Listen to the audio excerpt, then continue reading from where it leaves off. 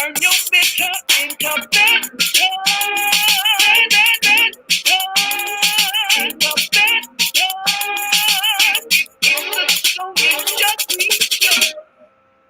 Hello, hello, hello, everybody, and welcome to the Sonia Shockley Show. I am your host, Sonia Michelle Shockley, inspirational singer and speaker, life coach, soul nurturer, and your big sister in relationships. And I help people transform their pain into purpose and turn their bitter into better. Yeah. Doesn't that sound wonderful? Doesn't that sound amazing to turn your bitter into something better? Woo! I'm super excited, family. I'm so excited about today's guest. I have experts with me, and these two women are Proverbs 31 women. They are women who are so generous with their time and their information. I just want to welcome them to the show right now. Let's just start out with a brief introduction of who you are and what you do. I'll start out with you, Christina. Sure. I'm Christina Sanford. I am a speaker, trainer, and leadership coach. I'm also a licensed psychotherapist for the last 21 years. Right now, I work exclusively with women, coaching in leadership and executive positions, as well as treating trauma. Awesome. And you, Charde, big introduction for you. Yes, my name is Charde Hollins, and I'm a licensed social worker with the mental health profession. And I have a background working with sex offenders as well as juvenile justice involved youth. And also I do speaking as well as grant writing and project management. Awesome. Wow. I'm so honored. Thank you again for being here and being so generous with your gifts of supporting people and helping to change their bitter into better. Well, let's get right into it, ladies. Today we're talking about a very sensitive subject. It's a subject or conversation that we definitely want to show compassion to those who have dealt with this issue. We also want to answer some of the questions that have been out there in our churches. Today's subject is about restoring the offender while respecting the victim. So both of you have been experts in these fields. Christina, I know that you work primarily with sex victims, I should say, victims of sexual abuse. Let me say that in another way. Victims of sexual abuse. And then Charde, you have worked primarily with those who have been offenders. But for this show, we're talking specifically about a type of offender, okay? When we're talking about restoring them back to the fold, can you give our visitors or our viewers today a definition of the type of offender that we're saying we want to restore to the fold? And that's for you, Charde. Absolutely, because I think it's very important that we start there because yes. I know as the conversation goes and when people are just listening, their first thought is, what? What is Charde about to say? Okay, so let's right now define and talk about what this offender who is restored looks like. This is someone who has gone through treatment, who acknowledges and accepts responsibility for their actions, who has talked it out, even if they have done time. They've paid their debt to society in regards to going to prison. They've been incarcerated, all those types of things. And if they haven't been incarcerated because their offender did not, because their victim did not share, they recognize what they have done and they have addressed it with the family or addressed it with the victim or whatever the case may be that's appropriate for that situation. So we're not talking about serial rapists, and we're not talking about pedophiles. So a pedophile and a rapist are two different people. And many times in society, we put them together, but that is not the case. So we're talking about someone who has done a sexual offense that is either penetration or exposing of themselves, or anything of that nature. Because as we move on in this conversation, we'll find out as well that there are several ranges to being called a sexual offender. It is not always just penetration of rape. And many times in society, that's the first thing we think about. It's like, oh, he's a sex offender. That means that they raped, a lot of people, when that's not always the case. So that for this situation, in this conversation, we are talking about someone who has had an experience that someone else did not agree with, that is sexual. However, they have, in the Christian world, repented for it, not just to Christ, but to the body, and have gone to treatment as well. Great, great. So what I'm hearing, the main requirements are, number one, it's the type of offense. We want to take a look at that. We want to have a clear understanding of the type of offense. We don't want to just lump all of the offenses together in one big category. We're also looking for people who have served their time. This is, about people who have served their time, people who have also sought restoration with God. They have a spirit of repentance towards God and towards the person that is probably the victim of this. And they're going through some sort of treatment. Okay, so just to bring clarity of the type of person we're looking at in this conversation, those are the requirements for this particular conversation. So now let's go to you, Christina. Looking through the eyes of a victim, someone who has probably still dealing with trauma because of this type of incident that has happened to them. Looking through their eyes and now hearing that the person who was the offender can possibly be coming back to the church. Tell us about some of the thoughts that they might be having. Fear, trepidation, anger that the church would bring someone back into the fold or back into the environment where the victim and or survivor is still present, and they have to see that person every week or twice a week or 3 times a week, however often the offender is present at the church and the victim is present at the church.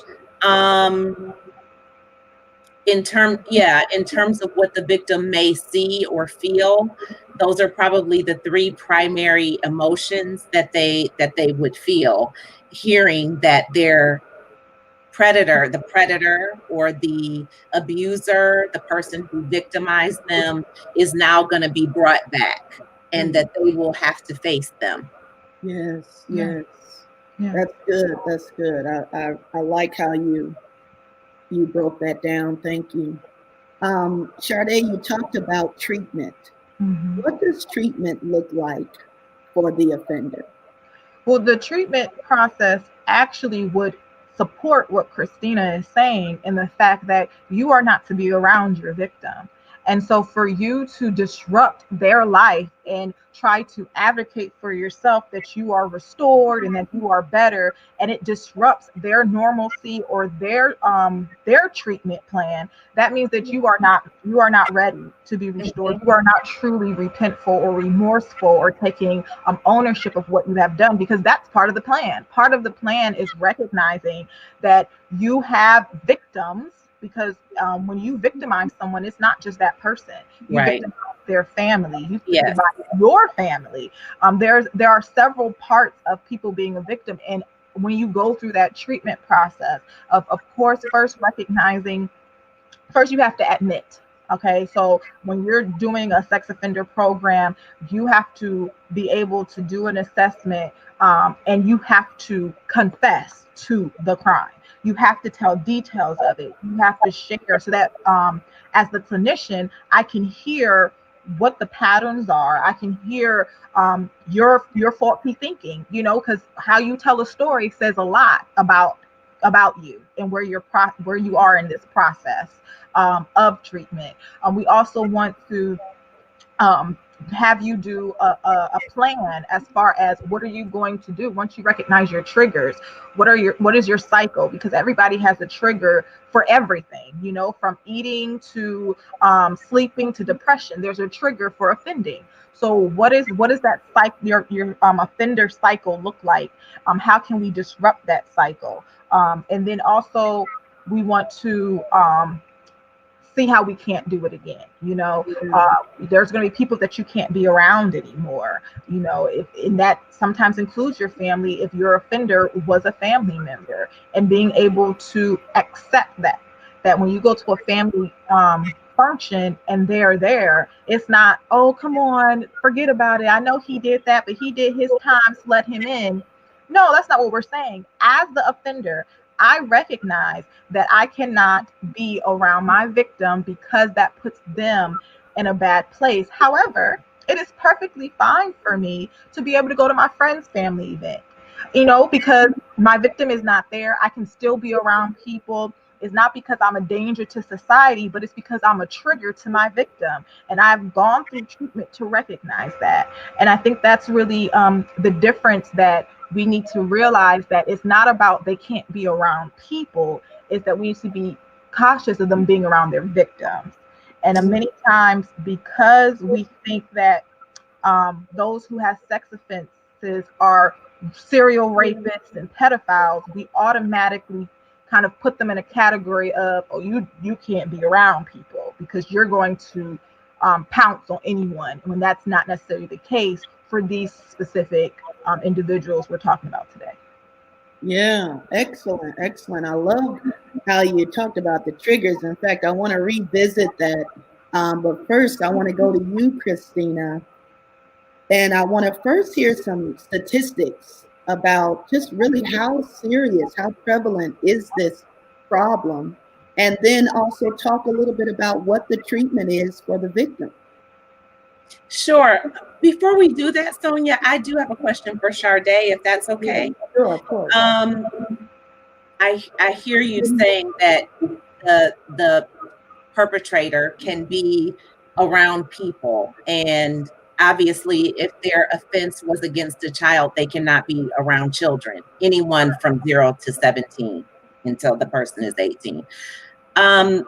Based on your treatment, the treatment plan or the treatment methodology that you described, as a therapist, how are you able to determine whether that person will or will not relapse, just like with any other challenge, whether it be substance use, any type of addiction?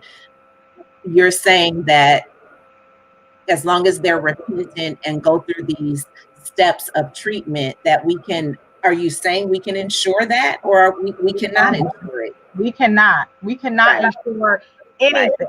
Right. And so what my stance is just similar to what you said. The person who's suffering from addiction, or the husband or wife who cheats on their spouse, we cannot confirm that this will never happen again. And that's actually something that we put in our notes. Even if we have to say something to the judge, usually you have to do a report to the judge to see kind of how they're doing in treatment. We never reassure that this will never happen again. But what I can say is that, this person has completed treatment. This person has been vulnerable. They have accepted responsibility. They have wrote down a victim apology letter in its sincerity. And of course, with the clinical experience, just like with anything else, you're able to pull if people are sincere. No, it is not 100%. Just like the wife who's looking at her husband crying, saying, "I'm sorry," to some extent, she can tell and read through the tears, like, "You're not sorry." And then to some extent, she can, like, okay, this time he is sorry. That's based off of experience. That's based off of relationship.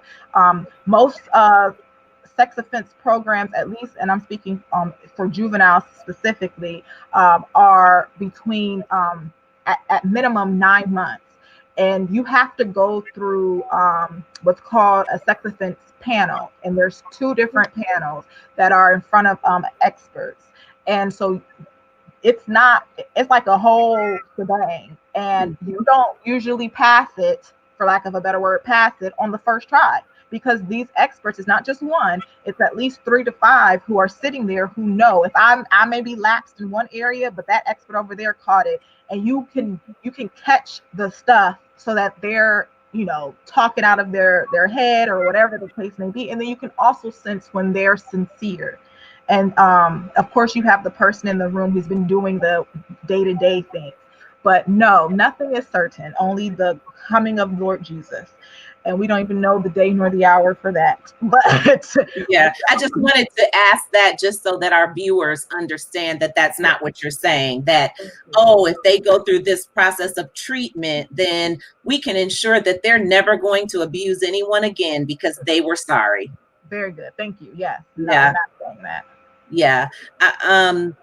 Sonia, to answer your question, 1 in 4 girls by the time they reach 18, have been sexually abused. 1 in 6 boys by the time they reach 18 have been sexually abused. And in terms of the response of the victim, or who would be my patient, there are so many emotions and so many experiences that they go through, grief that they experience, having lost something, having had something stolen from them, whether it be their innocence or their trust, or many different things have been stolen from them as a result of them experiencing sexual trauma. Mm-hmm. And, the experience of a victim, it's different for every victim. It's different for every woman or even a male who goes through sexual assault, sexual abuse, in whatever way they were victimized. It's different for everyone. But I will say that if a person develops post-traumatic stress disorder as a result of these instances of abuse that have occurred in their lives, and that they are the victim of them, there are certain things that do happen, and they happen typically across the board in different ways. And those things are, a person will develop hypervigilance, meaning they could be walking down the street, depending on what the context was of their abuse. They may be walking down the street and a car goes by and they smell exhaust fumes. And those exhaust fumes trigger them because when they were assaulted in a car that did not run well, and the exhaust fumes smelled the exact same way. So they're triggered by that. But also in terms of their hypervigilance, things that normally would not create a jarring response from someone that didn't have trauma would create a jarring response from a person who's experienced trauma. For instance, if I'm sitting here right now in this room and I hear a door slam right outside the door, I may be jarred. What is that? Right? I may hear it now. I haven't been traumatized, and whatever trauma I've had, I've had treated.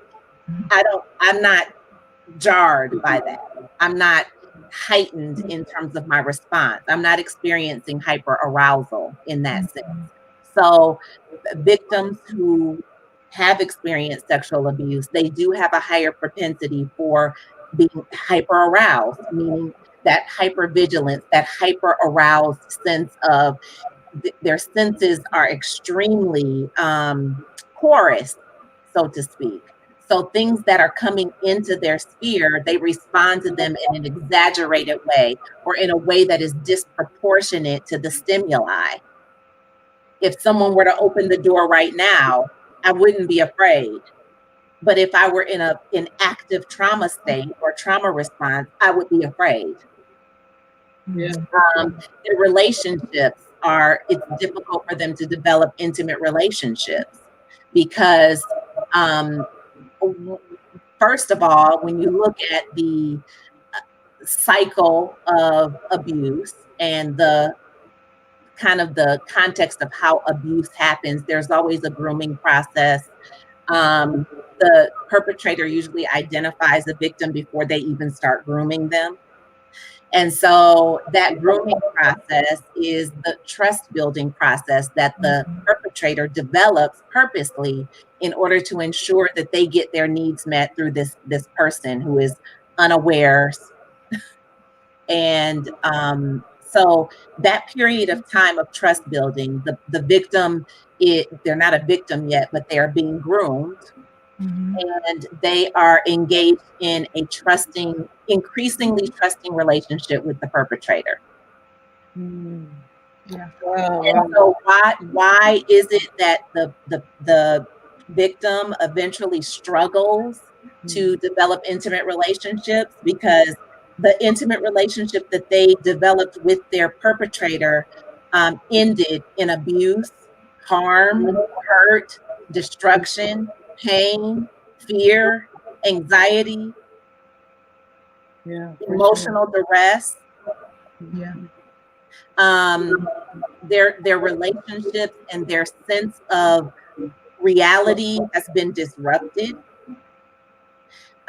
Their experience with even just other people has been disrupted. Their relationship with their siblings may be disrupted. Their parents may be disrupted. If they were assaulted or abused, whether it was in childhood, adolescence, or adulthood, the context of trust, the context of all of their relationships changes as a result of this one relationship in which they were victimized. And there are so many layers to how this occurs in a victim's life. But I would say when we're looking at someone who has been identified, groomed, and then they become the prey for someone who is needing to have their needs met in this way, it really feels like their life has collapsed. It really feels like their life has been destroyed by this one event or this one relationship in which they have been the victim. And so it is all encompassing. Yeah, and you both of you are doing an excellent job at painting the picture for both sides. So I want to say thank you for that. And many of the offenders were once victims. They too they also were groomed and have gone through that same traumatic experience. Can you talk a little bit about that, Charde, that many of those that are now offenders were once victims themselves?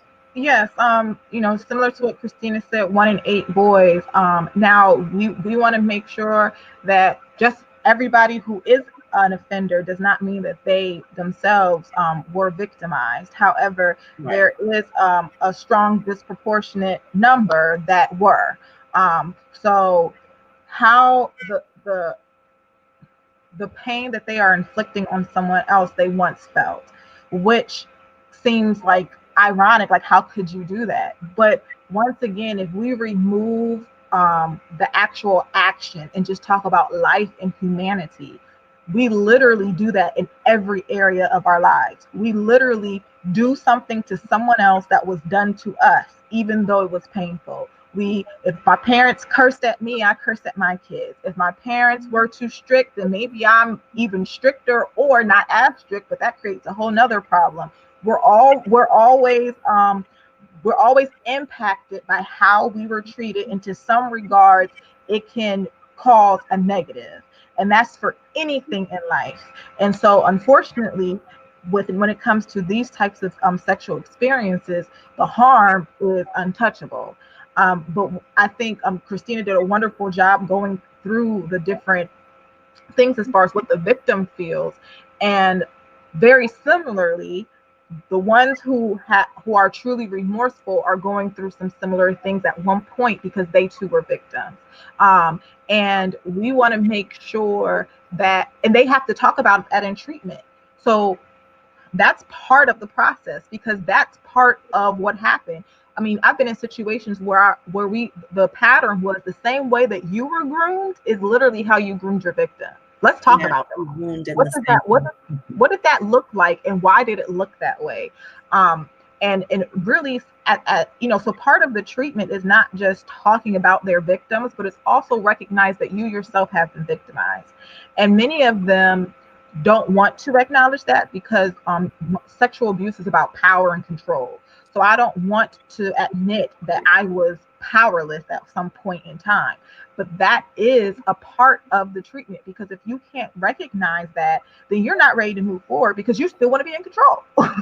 And so you have to get to that space where you are vulnerable enough to admit that, you know what, this was wrong, this was done to me. And because this was done to me, because I felt powerless in this situation, I told myself I never want to feel like that again. So I decided to take action in something I could have power over. Because it's not about sex, it's not about gratification, it's not about you being hormonal. It is strictly power and control. Mm-hmm. Go ahead, Christina. Well, I was just going to add to that, when we talk about someone having their needs met, that is what the perpetrator is doing, trying to get his or her needs met through the child or through their victim, and not their sexual needs. Right, exactly. Their emotional needs. And so part of it is figuring out what were those emotional needs that you were missing. What abandonment? Tell me the story of your childhood, or your parents, and what that relationship looks like, or what it doesn't look like. And you really get to the root of what happened and why it happened. And sometimes when you get to that root, you realize that it's just a rotten apple. Like, you had your family, nobody touched you, this didn't, whatever. And those are those situations which wouldn't be a good candidate for what we're talking about. But when we look at the process of treatment, you have the police report of this incident that has occurred. And we are looking for, when you tell me your story, to match this police report. Because Becky just didn't make up that you took this item and did this, or that you then did this and did that. No, it may not be, tit for tat, it was the pinky and not the thing, whatever. But you can't tell me that you did all this, but you didn't do that part. And sometimes they will take away the things that can be viewed as most vulgar. But those are the things that we want to hear. And because you need to recognize that, because what was most vulgar is what gave you the most sense of power and control. And we need to acknowledge that. So that's why when I say, as far as no treatment is not a cure, and no, we cannot definitely say this person will never offend again. What we can say is that they are aware of XYZ, because there's a lot of steps that you have to really go through and talk about and be very vulnerable about. And the people who you are doing that with know the truth. Like, we have, it's no your word again. No, we have the document, we have the pictures, we have the evidence. So we're using that in your treatment. How does I was just going to ask, I know that we're talking about restoring them to the church, restoring the perpetrators to the church. How does that happen when you have a perpetrator who has been through treatment, maybe served a few years, or has been on probation for it, or whatever the situation is, and they want to return to the same church, the same location of the crime that they committed the crime? It may not be the same church. No. It may be a different church. However, when that person comes to the pastor, they need to acknowledge or to expose their past, so that they can now have permission. So that when I say restoring them to the church is a part of the recovery process. Is what I wanted to see. How can the church be a part of the recovery process for the person who is truly repentant, who really wants to make some changes?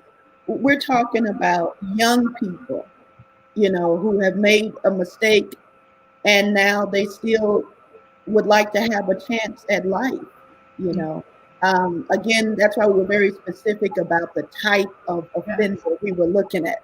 We're not looking at the serial rapist. We're not looking at the person who has not shown anything. The person that I have in mind is a young man who just really just made a mistake one time. And now a mistake, what does the mistake look like? The mistake looks like what Charde was explaining earlier. When that's why we started out with her sharing what is the type of person that we're looking at. I guess, just please indulge me, because I am an advocate for the victim. So I have questions. When, we talked about the mistake that the person has made. What kind of mistake? What are you, or have they had sex with someone who was 17 or 15 and they were 20 and they didn't know they were 15? And what are we talking about? Yeah. And that's a good question, but I think to answer that question is vital, but it would put us in the weeds for this platform, because there are a lot of different situations where it could happen. So yes, that's that situation where somebody was 18 and somebody was 15, or somebody was 21 and somebody was 16, and you have those situations. Okay, you just also, for the purposes of the conversation, so that our listeners know, like, specifically what they need to be able to envision. What type of situations are we talking about? Not exhaustively, but just so that we can know what are we looking at. Yeah, because I think that's important, because I think we want to which is why treatment and involving clinicians in the transformation and the plan with the church is important, because of these types of good questions that only someone who is working with the individual and knows the case and the situation can really dive into. Because you can't just look at somebody and say, oh, because part of it is grooming. Yes. Each offender knows how to groom. So in treatment, when I'm doing treatment, I know how each one of my clients groom, and I will literally look at them. I say, you're trying to groom me right now. Yeah. And they're not trying to groom me so that they could victimize me sexually, but they're grooming me so that I could pass them or I can believe what they're saying. And so we work with that, and doing that, like, because I was in a prison, and so even as far as they may not even be in my group, but I'm walking the hallway and I see them talking to an officer, and I'm like, you grew, excuse me, come here. Because I can tell already you are trying to get in that officer's head. You're trying to show that you're this or that so that they could, not write you up or whatever it may be. Yeah. All of this is a part of the process, though. So that's why, it's important to have clinicians and the church working together of addictions. And, even when it comes to mental health and those who may be going through some severe mental illnesses and having some imbalances, when the church having people on their team who are professional and clinically sound to assist by still abiding by HIPAA, because I know there's somebody out there like, what, still being able to abide by HIPAA and their privacy, but because of course the person who wants to be restored is going to have to sign off saying it's okay to share with a certain group, because you want, and as a clinician, I know that I don't need to share everything. So once again, we're talking in a sense where in a perfect world where everybody's good at their job and have good morals, and also that this person is someone who is not going back to the scene of the crime. So they're not going back to the same church and looking at their victim in the face. Okay, we want to make that clear. Thank you. We're not talking about that. We're talking about, so can he go to any church? So now we're saying he can never go to church again. What does that mean as Christians? We can't say that. So that's where we're at. We're at where I'm saying there has to be a time in a perpetrator's life where they can seek Christ and seek Christ with other people who believe, not in their home watching it virtually. There has to be a time, because there's a time for those who cheat. There's a time for those who are addicted. I mean, we have a whole 12-step recovery plan, and we have recovery churches who actually teach the whole recovery Bible, which is amazing. But when are we going to do that and bring in the offender who recognizes and who has gone through the steps? Because we, just like the addiction, and they're not that's where my mind is. Like, we have to get to a point where somebody can take these people in, not the ones who they victimize, but someone in the right context can. I think the problem is with the church in general, the Christian church specifically, is that some Christian churches, we are not equipped to address this issue because we are not accustomed to nor comfortable with dealing with sin in this way. Yeah. We don't even like to talk about what has happened to people in their lives, whether it was sexual abuse, whether their parents were alcoholics, whether they are alcoholics or struggle with substance use. We're not even talking about that. So not that substance use doesn't impact the entire family and for generations and generations, but so does sexual abuse. It's a very pervasive impact that it has on families and communities and nations. And so right now, if we're talking about the church and how the church can be, how the perpetrator can be restored to the church, I think first the church needs to be equipped. And not just with, she's a doctor. She's a therapist. I'm saying organized, mobilized equipping of the church to deal with the issues that face our society. The church is a microcosm of society. And, we really need to be an answer to some of these things. But if we refuse to address the ugliness of what actually happens in our everyday lives, we're not going to be in a position to restore anyone to anything. We can barely restore people who got pregnant before they were married. We can barely deal with that. We treat them like the sin was getting pregnant. That wasn't the sin. Let's talk about what the sin was, and let's talk about how we can restore you in that way, spiritually and relationally. We can't even deal with that, which is a problem of the ages. And now, and we're now talking about how do we restore a perpetrator to the church after they have destroyed a life that is now trying to be rebuilt. So I think we need to start with how can the church mobilize in a way that has the strength and the undergirding to be able to deal with the problems of society in general. Yeah, for sure. And that's why it's huge. I feel like the new normal pastoral staff should include licensed therapists, people who have been trained clinically. This is not the Psalms 91, let's have a word of prayer and fix it type of deal. Right. We need to have people who really understand about mental health, emotional health, who've been trained in trauma, and how trauma affects the senses. Because the brain pretty much takes a snapshot, a selfie of that moment. And this is why when the exhaust pipe from the car comes by, the PTSD, what the brain is triggered, it's triggered by colors and smells and sounds and things.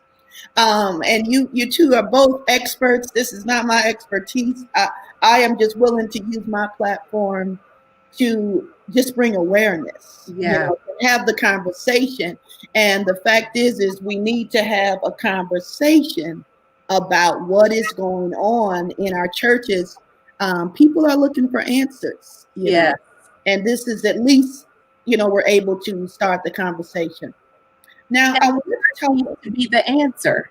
the church was originally designed to be the answer for families and for people and for society. Yes. Yeah. Yeah. I want to talk a little bit about pornography and how that affects so many of our people, our young people, and even in the churches.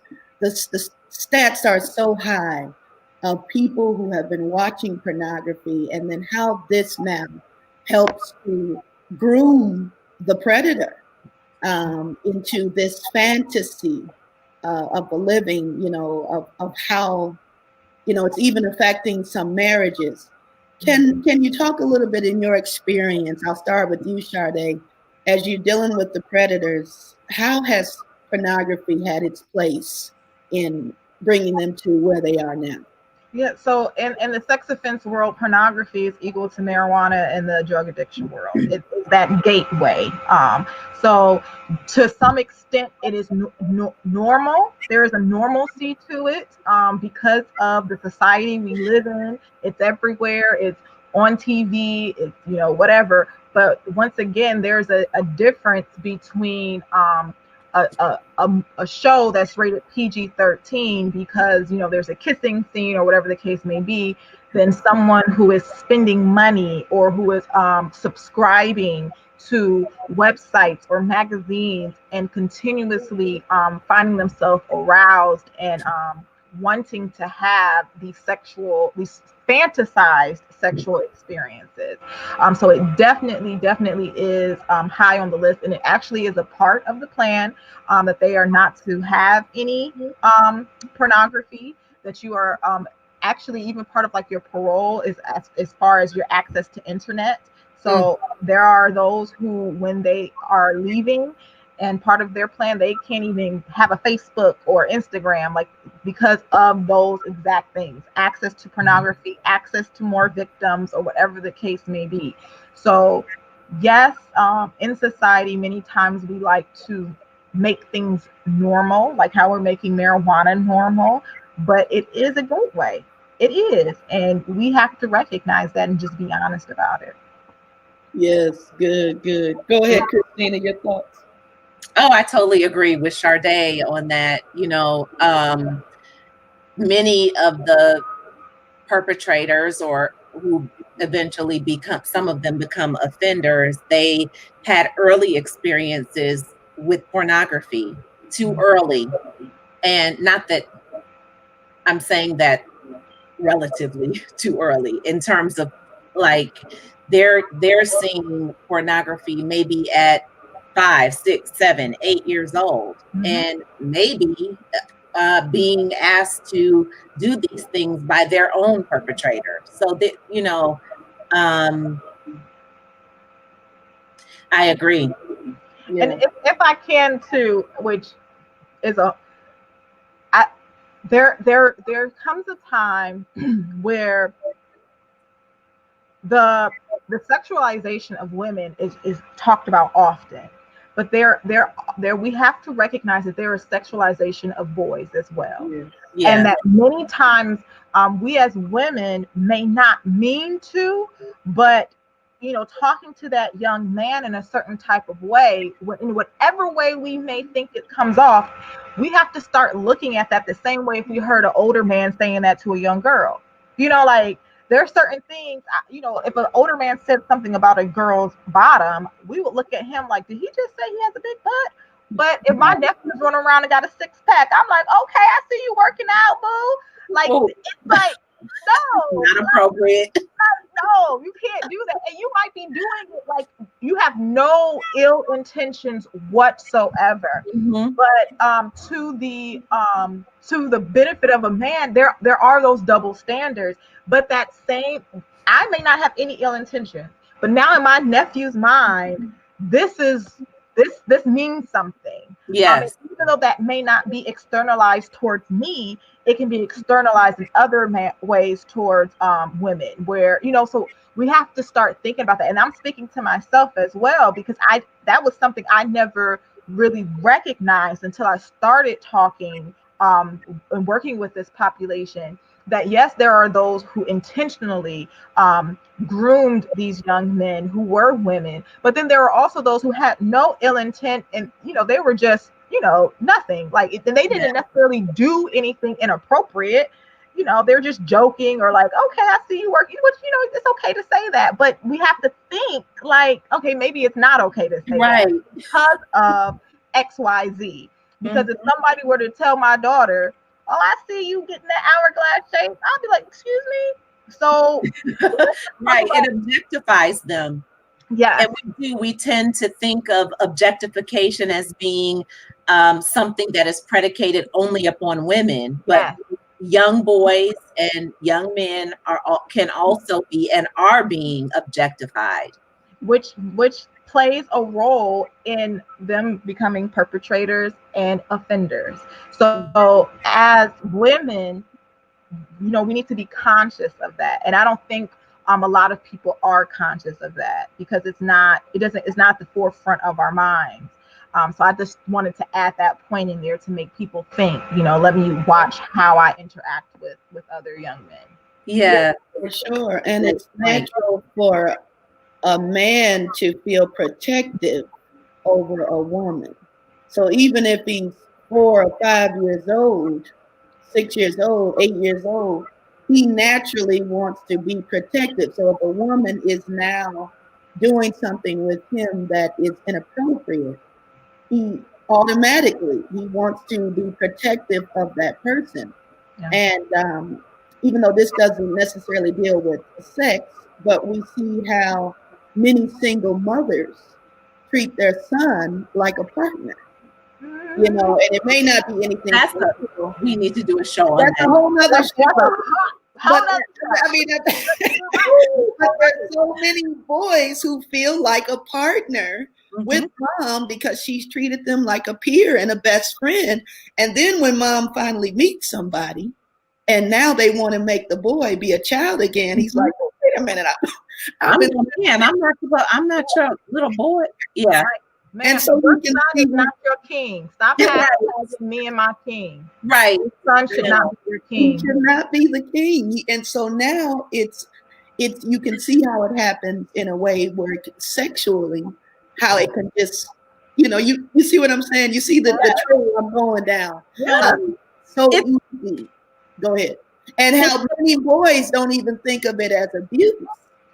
Oh no, because when a boy has sex and he's only like 14 or 15, and he brags about the older girl that showed him the way, that took his virginity. He doesn't even see it as abusive. Talk a little bit about that. I was going to go back to what you were saying a couple minutes ago. The misappropriation of roles is what is happening, and unfortunately, because of how the family has broken down over the last century or so, we're seeing all of these maladaptive characteristics or relational patterns in people's families, and that too, it can lead down the path to predatorialism or victimization. When you're describing the mother who parentifies their child, or in clinical terms, it's called emotional incest, where you make that child your partner. Yeah. And there's nothing sexual about it, but everything relational about it. Everything. There's intimacy at a level that should not exist.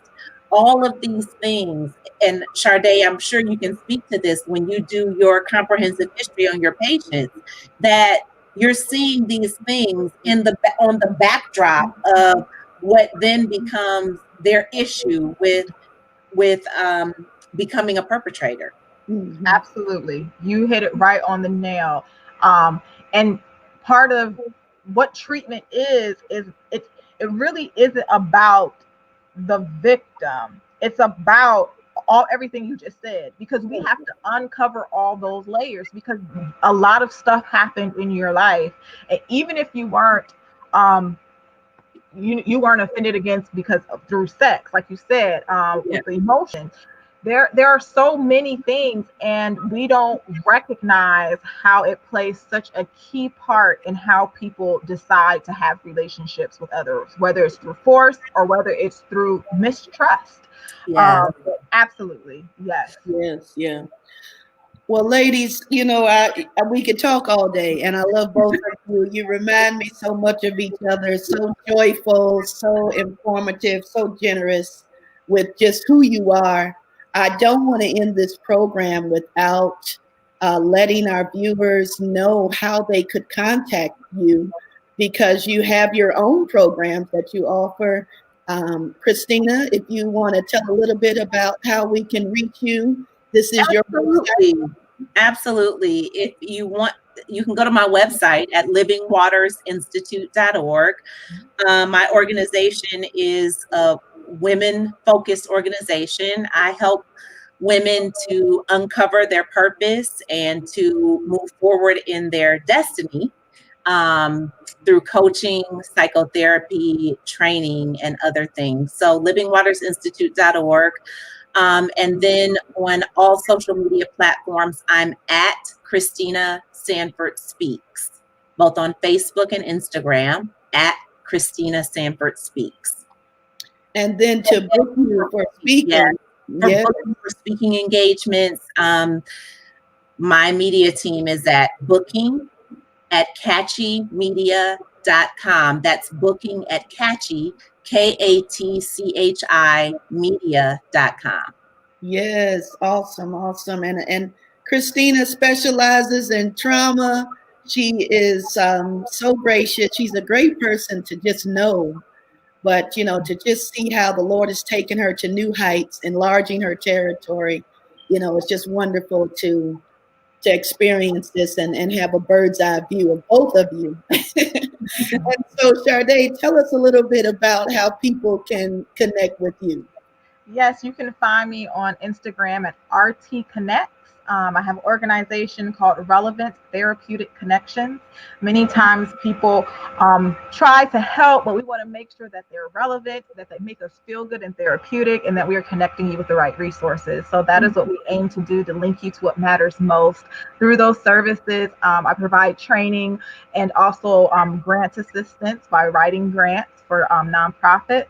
One of my my passion for now is really linking the faith-based community to funding for ministry, as well as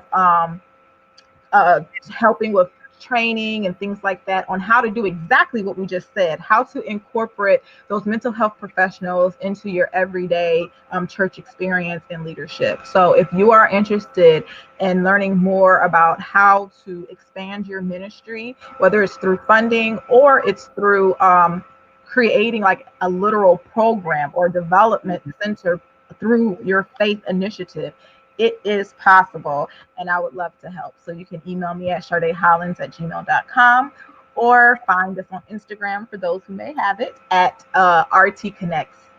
So yeah. Yes, and I love too. You have your whole spiel on mental health is biblical. Yes, that.